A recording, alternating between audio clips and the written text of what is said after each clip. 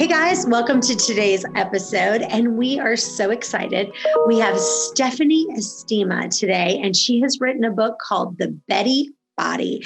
And our topic is all about how to be an intuitive eater, how to have balanced hormones, and how to have transformational sex. So we are so excited to have you with us. Welcome, Dr. Stephanie. Thank you for having me. It's a thrill to be here. So first I want to know, your title of your brand new book is called The Betty Body. How did you even get this kind of name of The Betty Body? Yeah, this is such a fun question to answer because people are like, but your name is Stephanie and why is it Betty? And I don't get it. Yeah. So I have like you, I have a podcast. It's called Better with Dr. Stephanie. So we started calling our Better fans our Bettys. So it just sort of stuck and it actually just organically took on a life of its own. So people started, when they would review the podcast, they would say, I love being a Betty and I want to be a Betty. And so the name of the book, I mean, we talk about, which I know we'll talk about today, but we talk about all these different parameters that are important for female health.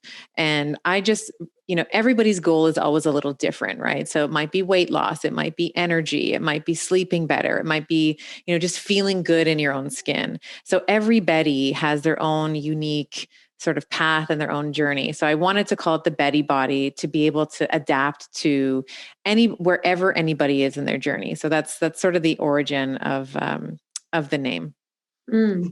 So let's talk about balancing hormones, because I agree. I mean, you can do everything right, and then your hormones are a mess and you're just not going to have weight loss like you want if you don't get that piece right. So explain, what were some really practical things that you did to get your hormones completely in check?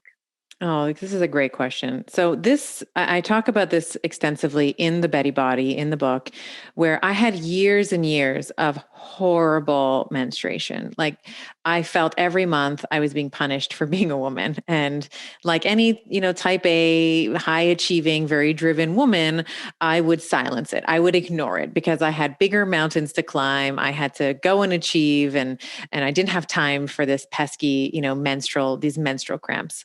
So for me, I really saw a profound change in my menstruation. It was a couple of years ago. I had just finished. My clinic had it was a couple of years that were very difficult. So my clinic had burned down and I had to rebuild the clinic. I was going through a divorce with young children. And for any of you listening that have ever had to, even if you didn't have children, a divorce is painful no matter which way you slice it. I mean, thankfully I'm great friends with, my ex now, but at the time it was not so great. Like we were, as any couple would be having, a tough time at it. So I was really stressed and took my kids to Italy for a few weeks, took my family to Europe. And, I started like sleeping in and going for walks every day. So I'd go walk to the little coffee shop to get my cappuccino in the morning. And then we'd walk after dinner and I'd spend time at the beach and, lots of activity during the day. And towards the end of that trip, I got my period, and normally it would have been that would have been the thing that would have ruined the whole thing. So I would have been holed up in the hotel room, mask on, all the medications, but it wasn't like that, because I had spent the previous 3 weeks really like a lot of movement, getting rid of a lot of stress, breathing fresh air, being out in nature, getting sunshine. My period was great. It sort of came in, it did its thing, it went. And, at first I was like, well, it's just because like everything's better in Italy, like everything's better in Europe. But, what I also knew was that my body also did this, right? So yes, I changed environments, but I also was changing some of my habits as well. So I came back home and I said, okay, how can I like replicate this? How can I continue to do some of these practices that I sort of was naturally doing on vacation? How can I do this in my everyday life?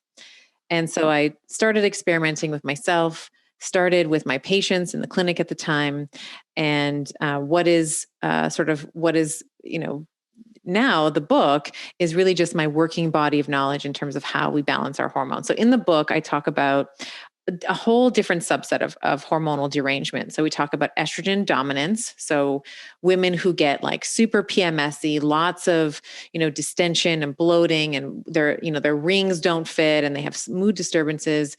We talk about androgen dominance, which is commonly like too much testosterone. So testosterone's not being properly aromatized to estrogens. And we talk about PCOS, which is the most common sort of presentation. So polycystic ovary syndrome. We talk about too much cortisol. So what happens when you're chronically stressed? You have this chronic low-grade stress and inflammation. What are some of the pathways that are activated? Why that prevents you from losing weight?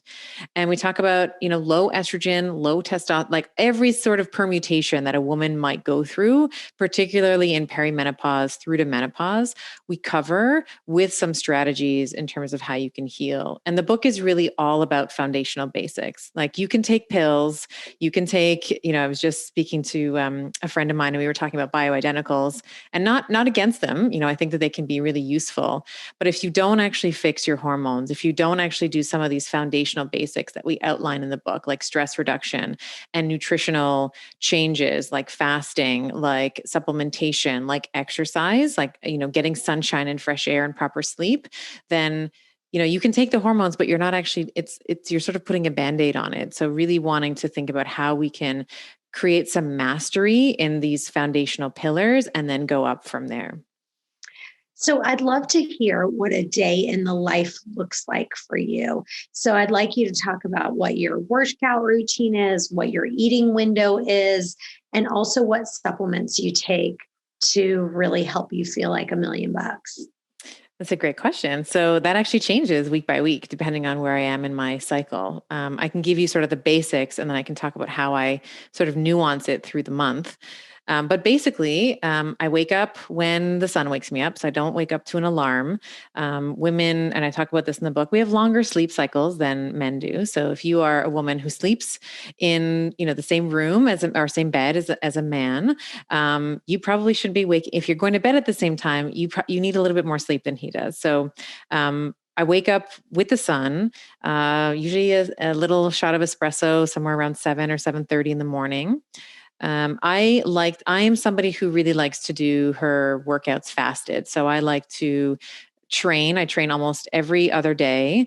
And I also do a lot of a combination of steady state cardio and then the occasional high intensity interval training. So I sort of have a program that I've created for myself where I'm alternating whether it's like upper body, lower body, it's like back and chest or, legs and, back or whatever the split is that day.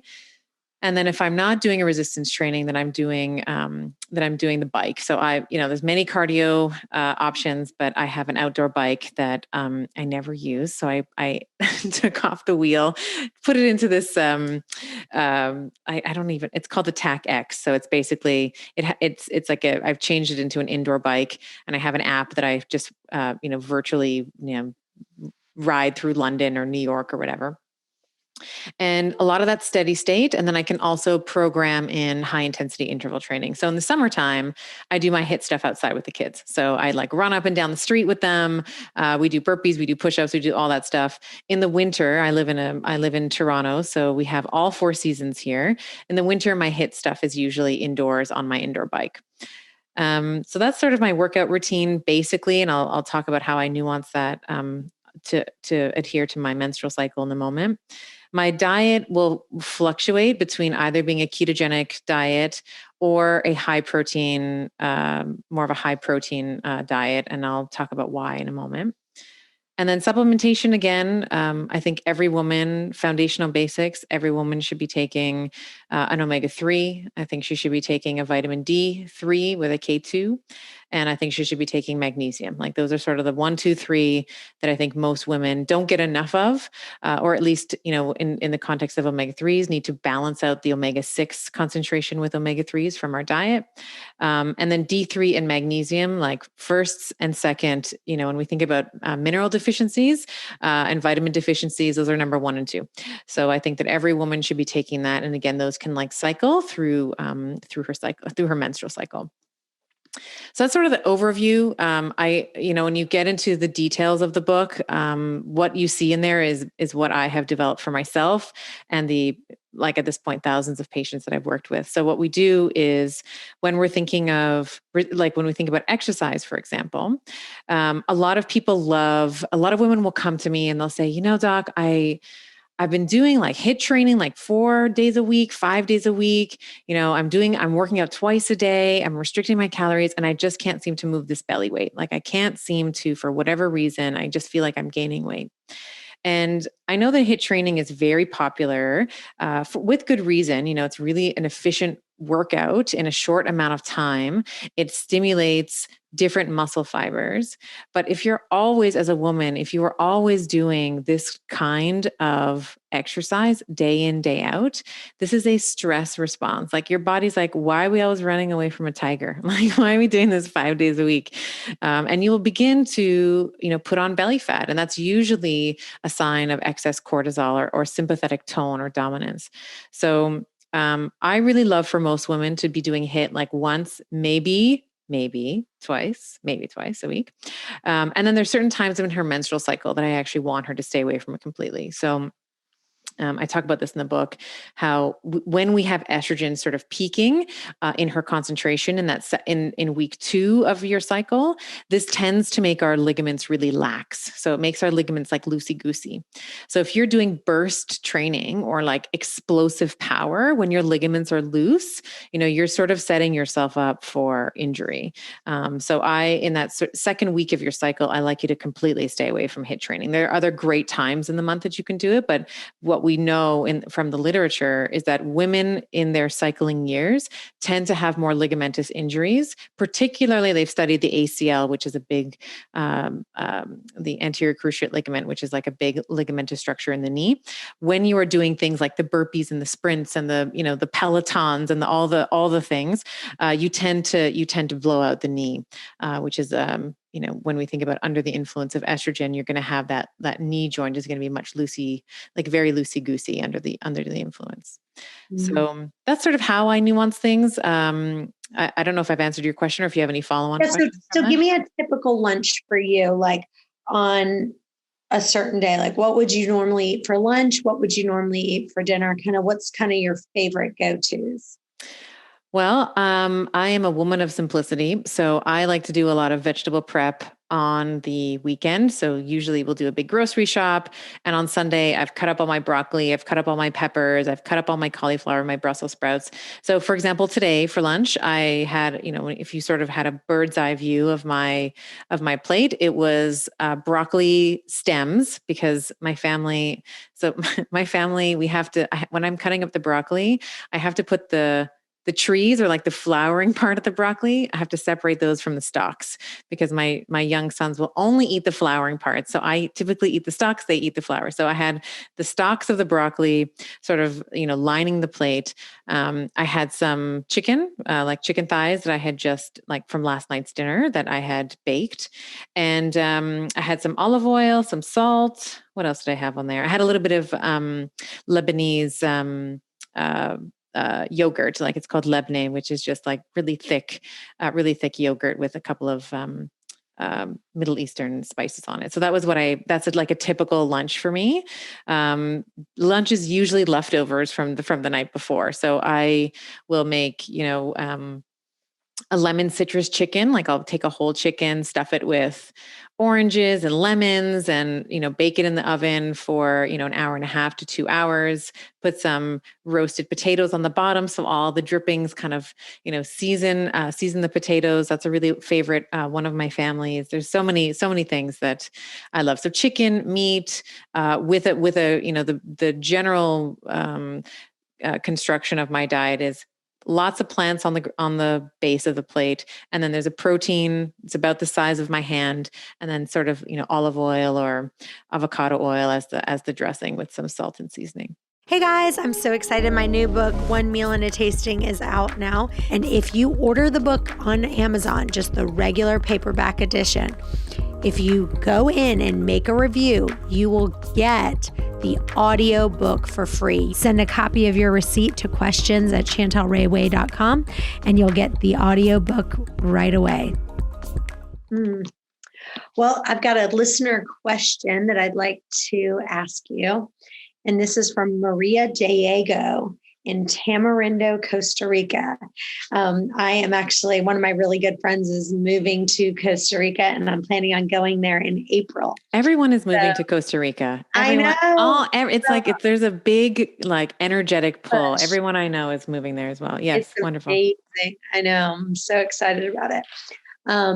So anyway, this is from Maria. She says, I want to thank you for helping me lose 15 pounds. I am binging on your podcast, but I still have 15 pounds to go, which is not coming off. I do intermittent fasting and do keto most of the time. Have you heard of Ketocycline? And the other thing that I'm really struggling with is brain fog. Is there anything you can help me with that will get rid of brain fog? So Ketocycline is one of the main constituents in our book. So the answer is yes. I've heard of Ketocycline, and yes, you should do it. So I love the idea for all women to start off with a stint of pure ketosis for a couple of weeks. So I usually will say 28 days. This is a very female number. So I love 28 days for a woman to be in ketosis. And there's several reasons for that. One, we want to get her used to being a fat burner and getting into her, the ability for her to make ketone bodies.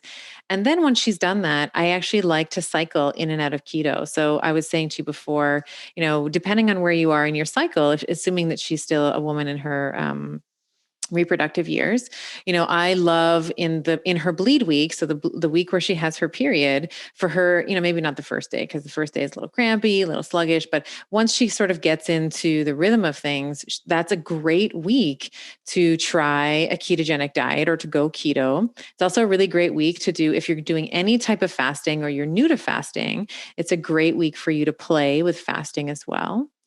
And then in that second week, so once you finish your period, now we're in the week right before ovulation. And for women who are not aware of this, ovulation is actually the main reason, it is the main event of our cycle. Everyone always focuses on our period because it's very obvious, but the main reason why we cycle is to release an egg for fertilization. So this second week, we see a lot of hormonal changes in our bodies as women, or we'll see estrogen spiking, we'll see testosterone spiking. So this is a really great time to actually move away from keto and to increase your protein. So I actually will pull, a woman, if she's in week 1 in her bleed week, if she's doing, let's say 70% fat, 20% of her food is coming from protein, and then 10% is coming from her carbohydrates. In week 2, I'll actually change those macros quite a bit. So I'll bring the 70% down to 40.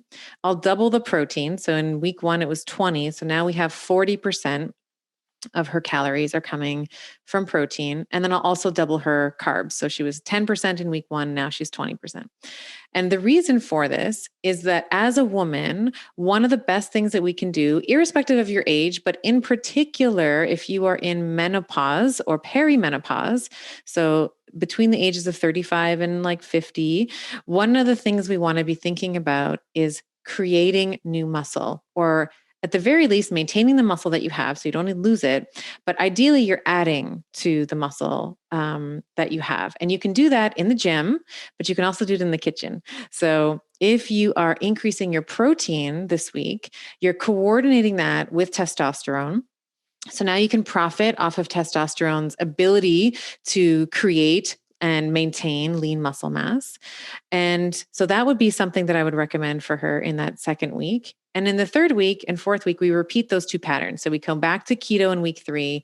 There's a couple of things I would add there, like resistant starches, making sure she's having lots of insoluble fiber, which is going to help with her bowel movements, her cravings, her sleep, all the things that we tend to see in the second. If you're someone who suffers from PMS, this is a great time to add in more insoluble fiber, more green leafy vegetables, some resistant starches.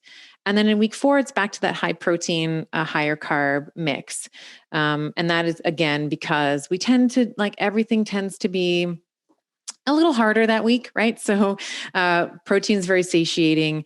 And I actually recommend in week 4 for all women to increase their calories in week 4. And that can really feel scary for a lot of women because we're all there's one point I remember I had a woman, she was about 45. She came into my clinic. She's like, I've been on a diet for 30 years, So, and we've just been taught always calorie restrict, always calorie restrict. But this week in particular, you need to bump up your calories a little bit because your body is creating this new organ. It's creating this endometrial lining for whether or not you want children, your body's going to do that no matter what. And we need to be giving our bodies a little bit more calories in this last week so that your body can help build up the endometrial lining because you need it. And then the next week is your bleed week. You go back to that keto, protocol. So that's how I would structure her keto cycling. In terms of I believe there was a comment there around brain fog. You'll probably find that when you start cycling your keto and you're training and you're lifting weights more often, you will very likely find that your brain fog will be ameliorated. It's going to improve. And if it still doesn't improve after you've done some nutrition, the nutrition changes and the exercise changes, then we can look at supplementation to help, supplement your lifestyle. So we might look at the omega-3s. We might look at some evening primrose oil. We may look at curcumin. We may look at some of these other things that are known to help reduce brain fog as well. All right. This next one is from Jennifer in Houston. I'm a new podcast listener to your show, and I'm so excited I found it. I listened to a bunch of your older podcasts, and I listened to so many, but this guy was talking about estrogen dominance, and he was talking about DIM. And I found an estrogen detox on Amazon called Estrogen Detox. And I was wondering, when is the best time of the menstrual cycle to do this? Should I take it all the time? Or I think he said something about a certain number of days. Help. So I have no idea what product this is. Yeah. So I can't really comment on that. But what I can comment on is if you are someone who is estrogen dominant, so what that might look like is in the 2 weeks before your period, you may notice that your appetite, you may have cravings, you may find that your bowel movements really slow down, you may find that you're bloated, you may find that you're more moody and irritable, you may find that your sleep is disturbed. Then there are some natural things that you can absolutely do to help amplify that. So I know it's really easy to go on Amazon and sort of pick some sort of detox or kit or whatever, but you can actually do this in your kitchen, and you're going to be taking in some of these natural compounds that are designed for your body. So one of the things I'd like to talk about with estrogen dominance is looking at 2 main systems. So one is your liver and the other is your gut. And the reason for that is when we think about your liver, one of her jobs, she has many, but one of her jobs is detoxification. And what that means is that's not a juice cleanse. It's not like a, Instagram influencer, T-Tox or something, but what it is your liver is basically taking hormones, taking toxins, changing them into intermediates, and then allowing for your body to excrete them. So through the urine, through the gut, through the bowel, etc. One of the ways that you can amplify this detoxification is by eating more cruciferous vegetables. So cauliflower, broccoli, Brussels sprouts. The whole brassica family really is just amazing because they have this component called sulforaphane, which is going to amp up liver detoxification. And why this is important is for a woman who is estrogen dominant, very often, not all the time, but most times, what we see is that her liver is sluggish in terms of her detoxification capacity, or her bowel movements are sluggish, or both. So the sulforaphanes help to amp up detoxification, which allows you to get rid of estrogen. So estrogen's golden rule is use it and then lose it. So if we can amp it up from the liver, and then if you start consuming more insoluble fibers, you are going to help with your bowel movements. So insoluble fibers are abundant in most green leafy vegetables. So, arugula and kale and spinach and, bok choy and the collards and, all the green leafy vegetables that you can find in your grocer. This is going to help attract water to the bowel as it's passing through the intestines, and it's going to help you eliminate estrogen with the bowel movement. So, that would be my first actual intervention with her, is not to have some sort of kit that she's ordering on, wherever. Well, she's saying she said that in there it was talking about DIM. So I think whatever supplement it must have some other things. But the guy on the podcast was specifically talking about DIM.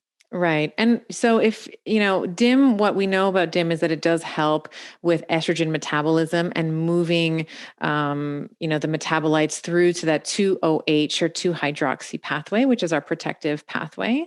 But it's hard to comment on where she should be without really knowing, much about her or much about her constitution or her genes or her lifestyle, which is why I think starting with nutrition might be the better starting point for her. I mean, she can always add in DIM, under the guidance of a functional healthcare provider or her primary healthcare provider after she's really mastered some of these more basic foundations.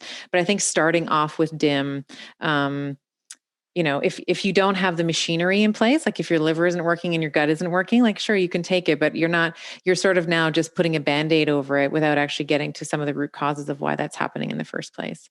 So I would counsel her to start with the amping up her systematic ability to get rid of estrogen.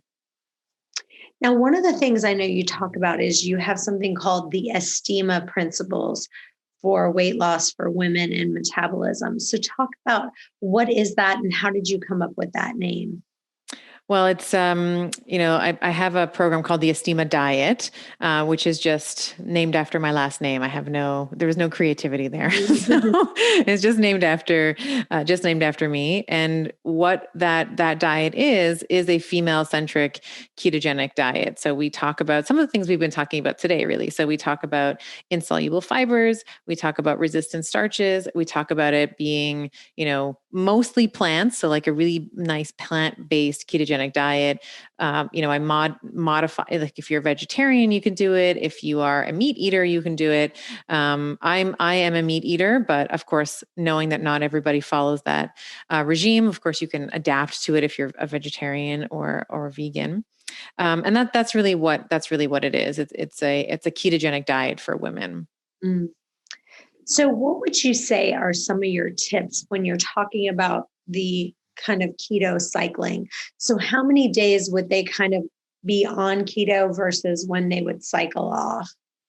Usually it's week by week. So I will usually have, when they've gotten to that stage in the Betty Body, I like them to be 7 days. It's actually, let me actually back up. It's about 7 days, but it really depends on the length of her cycle. So I have created 7-day chunks, assuming that most women have somewhere between a 28 and a 29-day cycle.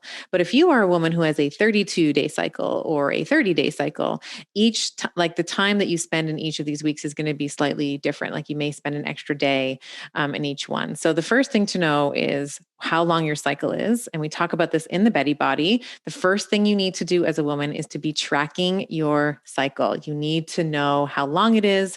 You need to be able to retrieve data like during your bleed week. How long is your bleed? What is the quality of your bleed? How much, is there clotting? What's the color? Like there's so many different things we want to be monitoring around our bleed week. And then generally our symptoms and our energy levels and, our sleep all the way through our cycle so that we can begin to make some of these smaller changes. So the short answer is about 7 days, but it depends on the length of her cycle. So if it's 30, you just sort of divide 30 by 4, and I'm afraid I can't do that off the top of my head. It's going to be a little more than 7. It'll be like 7.5 days. So you might go from there. So let's talk about brain fog for a second. What would you say that you notice when people come to you and they say, brain fog is my biggest issue? Do you feel like is the biggest cause of that brain fog? Well, brain fog is essentially inflammation, right? It's inflammation in the brain. And that can be a whole host of things. So that could be poor sleep. It could be poor nutrition. It could be, living a sedentary lifestyle. It could be unprocessed emotional trauma, whether that's big trauma or little trauma from experiences in your life. So whenever someone comes in with brain fog, I would say the like a woman who's in her mid 40s, this is the time when she's like, I just cannot, I walk into a room. I have no idea why I've gone there. I never know where I left my phone, never know where I left my keys. Like these are some of the, early signs that someone may have some kind of inflammation, not just in the brain, but systemically. So, one of the ways that I like to combat this is to start thinking about how, one of the most healing things that we can do for the brain is to actually move our bodies. And that doesn't necessarily mean doing classes all day long or, going all out balls to the wall, like killing ourselves on the bike or, on the, running outside or whatever. But what I'm talking about is low level activity. So walking, I have right now, we're recording this conversation. Even though I'm not walking right now, I have a walking treadmill at this desk. So I'm standing up, and this is actually how I do most of my work is I'm walking at like 2 miles an hour. And I do that for, save for when I'm on podcasts, I do that most of the day. So what I'm doing there is I'm getting this low level activity all day long.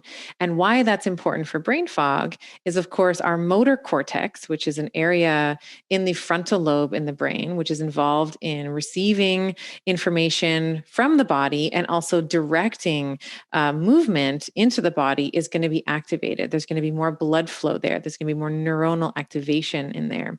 And the motor cortex is part of our frontal lobe. So the frontal lobe, just for my geeks who are listening, is just the area in the brain that's involved in executive control. It helps us plan and make decisions about the future.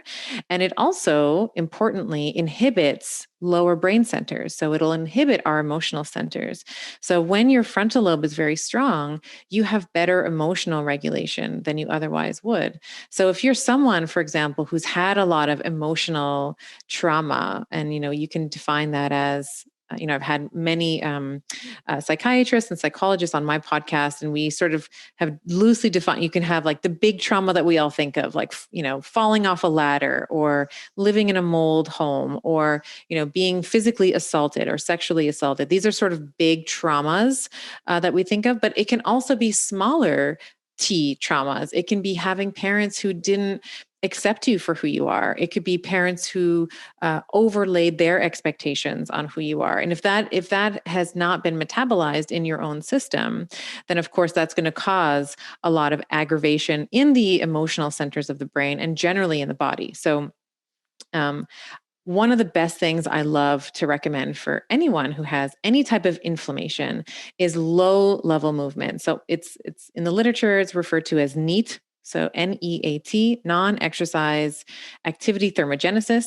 So walking out in, like, taking your kids for a walk after school, or you going for a walk, listening to a podcast, getting a walking treadmill, as I have. Like, I always joke and say, like, cleaning like your mother-in-law's coming over, like you always just clean a little bit more when you have company. So that low level activity is really going to help to first use some of your bigger muscles in the body, right? Your legs are working. But it's also going to be, as I mentioned, activating some of these brain centers that are going to help reduce some of that brain fog. So that would be like the first thing. And then, we want to also make sure that we're, just crossing our T's and dotting our I's, like you're well hydrated, you're making sure that you're taking in enough water during the day, that you have sleep, your sleep hygiene is on point. You're making sure that you're not in front of your device, or you're not watching television, or you're not on your phone late into the night where you're impairing and inhibiting your ability to fall asleep, which of course the next day is going to lead to lots of brain fog and inflammation and poor partitioning of fuels and all the things that poor sleep does. So those would sort of be 1, 2, and 3 for me. And actually, I'll throw one more in here that's really, really powerful for women, which is cold therapy. So you don't need to go to a cryotherapy center. You can just in your daily shower, last 30 seconds of the shower, turn off the heat. So to the point where you're shivering, like if you imagine, when you first jump into the lake, let's say in the summer, the lake's kind of cold, right? So we want to have that sort of like, oh my gosh, this is freezing, but then you get into it. That is really going to help reduce inflammation, and it is going to help activate a whole bunch of processes, but generally it helps a lot. Clinically, I've seen that help a lot with brain fog. I love that. And I will tell you, for walking is the great elixir. Like I can't even stress enough. Like I could be like brain fog, feeling like down in the dumps, like just everything. I will literally go outside, go for a 5-minute walk. I come back, I'm like a new person. But a 3-mile walk every day is so powerful for me. I just started back doing cryotherapy. We have one right by my office. And I'm telling you, it makes such a difference. So I can really relate to everything you're saying. It's really wonderful. So thank you so much for being on our show. Tell listeners where they can find your new book and where they can find you and follow you. Oh, well, thank you. It's been a pleasure. And thank you so much for inviting me. I'm so happy we got to spend this time together. So if you want to find the book, the name of the book is The Betty Body. Anywhere that online, Amazon, Barnes and Noble, anywhere that you might buy a book. And then what I would love for you to do is after you buy the book, head over to bettybodybook.com. And there, what I've done is as a companion to the book, I've structured nutrition programming. I've designed exercise programs for you to do at home and rehabilitation so that there's you have all the information, you have all the geeky science, you have all the great stuff that I talk about in the book, but then I also give you like exactly the how-to, so you don't have to think, it's just there for you.